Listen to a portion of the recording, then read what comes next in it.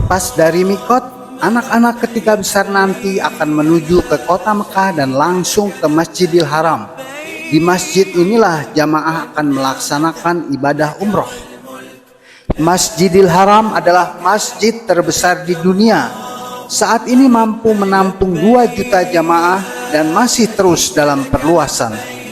Satu sholat di Masjidil Haram lebih utama dari 100.000 sholat di tempat lainnya. Hadis riwayat Ahmad dan Ibnu Majah. Setelah membaca doa, jamaah pun masuk ke dalam Masjidil Haram melalui salah satu pintunya. Saat ini yang sedang populer adalah pintu masuk di bangunan perluasan baru yang dikenal dengan sebutan Pintu 100 dikarenakan keindahan interior di dalamnya. Langsung saja ke pelataran Ka'bah untuk tawaf, tidak perlu sholat tahiyatul masjid dulu. Karena tawaf sama dengan sholat, tapi boleh sambil berbicara. Ketika kita melihat Ka'bah, ada sebuah doa yang sangat luar biasa. Doa ini memohon kepada Allah untuk menambah kemuliaan bagi Ka'bah, sekaligus juga mendoakan orang-orang yang memuliakan Ka'bah. Jadi, kalau kita membaca doa ini, maka otomatis doa dari berjuta-juta jamaah yang lain akan terpantul kepada kita sendiri. Dahsyat sekali. Khusus untuk tawaf umroh dan kudum disunahkan untuk melakukan ittiba terlebih dahulu, yaitu membuka pundak kanan dan menutup pundak kiri. Selanjutnya jamaah menuju ke batas dimulainya putaran tawaf. Tawaf dimulai dari tempat yang sejajar dengan sudut Hajar Aswad. Keberadaan lampu-lampu hijau ini bisa membantu menentukan lokasi awal tawaf dengan lebih akurat.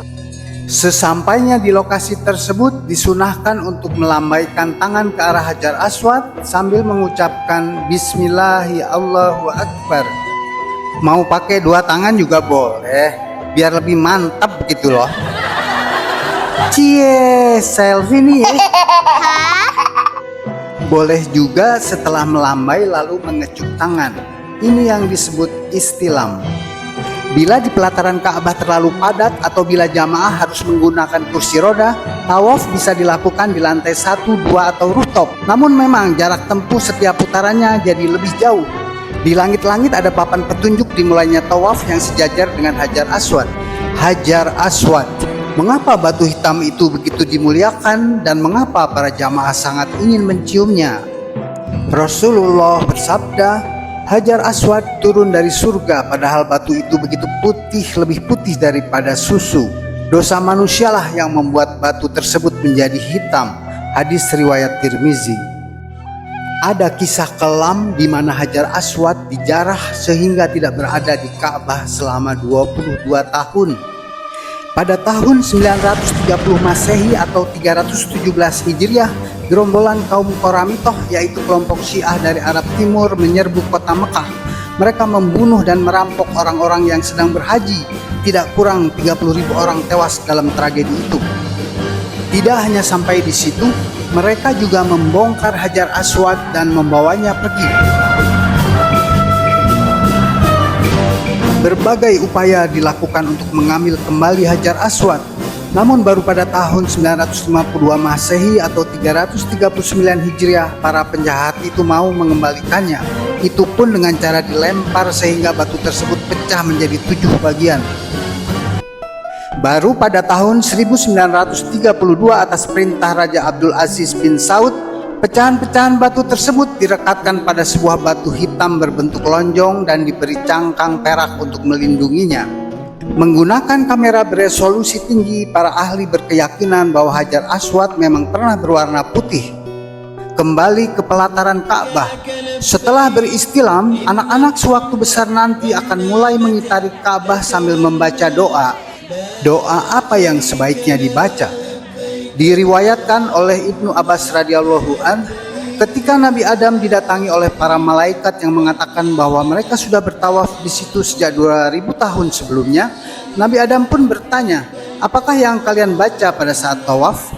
Malaikat menjawab, Subhanallah walhamdulillah wala ilaha illallah wallahu akbar. Tambahkanlah ucapan wala haula wala quwata illa billah, kata Nabi Adam. Dan sewaktu malaikat menemui Nabi Ibrahim selesai beliau membangun Ka'bah dan bertawaf, beliau bertanya tentang doa yang dibaca oleh para malaikat. Mereka pun menyampaikan doa yang sudah dilengkapi oleh Nabi Adam. Tambahkanlah Al-Aliyil Azim, begitu kata Nabi Ibrahim. Begitulah doanya. Tapi kalau jamaah mau melengkapi dengan doa-doa yang lain juga bagus, tapi jangan sambil baca ya, nanti nabrak. Sesampainya di rukun Yamani atau sudut barat daya Ka'bah, disunahkan untuk membaca Al-Baqarah ayat 201 alias doa sapu jagat sampai kembali lagi ke rukun Hajar Aswad. Maka dimulailah putaran kedua, tetap ke arah kiri berlawanan jarum jam sampai 7 putaran. Apa sebabnya memutarnya harus ke kiri dan harus 7 kali? Pada episode yang lalu disampaikan bahwa Ka'bah yang dibangun di bumi adalah semisal Baitul Ma'mur di bawah arsy, di mana puluhan ribu malaikat melakukan tawaf. Maka tawaf yang dilakukan di Ka'bah pun mengikuti arah yang sama, sehingga pusaran energi Ka'bah adalah ke arah kiri berlawanan dengan arah jarum jam. Dalam berolahraga pun kita disarankan untuk memutar ke kiri karena jantung kita berada di dada sebelah kiri. Sedangkan jumlah 7 putaran melambangkan 7.000 tahun taubat. Ini menunjukkan kesungguhan seorang hamba dalam memohon ampunan dari Allah Subhanahu wa Ta'ala. Dalam Islam, bilangan 7 memang sering dikaitkan dengan hal-hal baik yang terdapat pada suatu keadaan, peristiwa, dan amalan. Seperti 7 lapis langit, 7 ayat dalam Al-Fatihah, 7 kali berlari antara Safa dan Marwah, 7 hari puasa di bulan Syawal, dan seterusnya. Setelah menyelesaikan putaran ke-7, anak-anak sewaktu besar nanti akan menuju ke belakang makom Ibrahim untuk melaksanakan sholat mutlak 2 rakaat. Makom Ibrahim adalah sebuah batu yang terdapat cetakan telapak kaki Nabi Ibrahim alaihi salam. Konon batu ini digunakan sebagai pijakan ketika beliau membangun Ka'bah. Batu bersejarah tersebut dilindungi dalam sebuah cungkup keemasan menyerupai sebuah tugu. Selanjutnya jamaah mendaki ke Bukit Sofa untuk memulai prosesi sa'i. Di puncak Bukit Sofa mereka menghadap ke arah Ka'bah sambil bertakbir dan berdoa. Kemudian anak-anak sewaktu besar nanti akan mulai menuruni Bukit Sofa dan lanjut mendaki Bukit Marwah sebagai perjalanan yang pertama. Ketika melintasi lampu neon hijau, jamaah laki-laki disunahkan untuk berlari-lari kecil, sedangkan yang wanita cukup berjalan cepat. Lampu hijau itu menandakan daerah perut lembah yang disebut Batnul Wadi. Sesampainya di puncak Bukit Marwah, jamaah bisa beristirahat dulu karena dalam sa'i memang diperbolehkan untuk beristirahat. Selain itu, untuk berada di tempat sa'i, jamaah tidak harus dalam keadaan suci atau berwudu, karena walaupun masih dalam satu bangunan, tempat sa'i bukanlah bagian dari masjid. Setelah cukup beristirahat, perjalanan dilanjutkan dari Bukit Marwah kembali ke Bukit Sofa sebagai perjalanan kedua. Bagi jamaah yang harus menggunakan kursi roda, bisa mengambil jalur khusus di bagian tengah. Ritual sa'i merupakan napak tilas perjuangan Bunda Siti Hajar yang berjuang mencari air untuk bayinya. Berlari-lari di antara Bukit Sofa dan Marwah dalam panas terik gurun pasir yang kering kerontang dan gersang.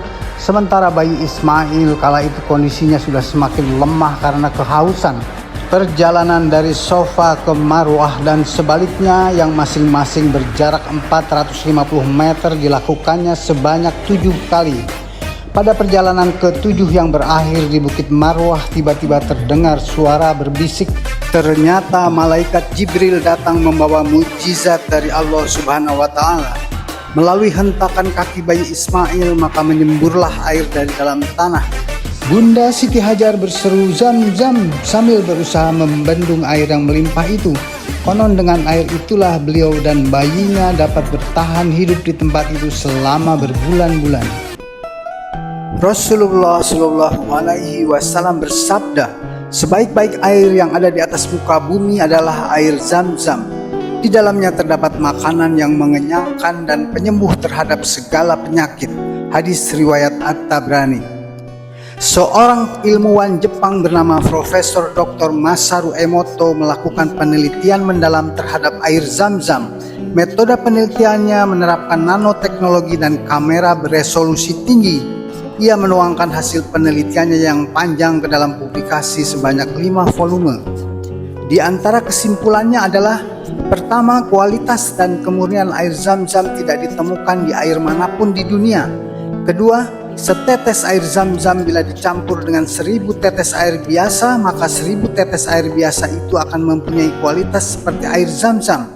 Ketiga, mineral yang terkandung dalam air Zam-Zam mempunyai khasiat yang tidak terkandung dalam air dimanapun di dunia. Wallahu alam bisawab. Tapi yang jelas, setelah hampir 4000 tahun sejak kemunculan mukjizat itu, hingga hari ini air Zam-Zam terus melimpah, tidak pernah kering. Jamaah bisa meminumnya sepuas hati, bahkan dijadikan sebagai oleh-oleh ketika pulang ke tanah air. Saking melimpahnya, jamaah juga boleh menggunakannya untuk berwudu. Waduh, bapak ini malah mandi.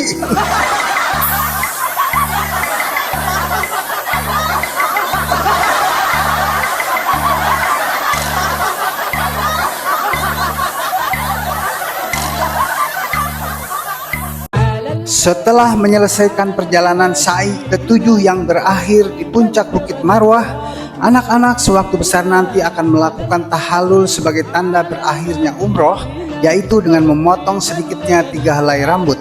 Tahallul mempunyai arti diperbolehkan atau menjadi boleh, karena sejak saat itu semua larangan ihram ditiadakan. Nah, sekarang anak-anak dapat pembagian air Zam-Zam. Tapi bohongan ya.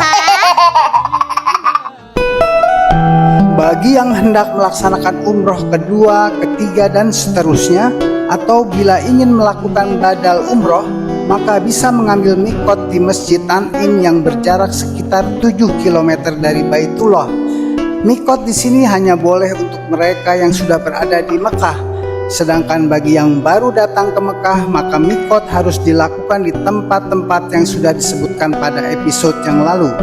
Di sini ada tugu yang merupakan batas antara tanah haram dengan bukan tanah haram atau disebut tanah halal.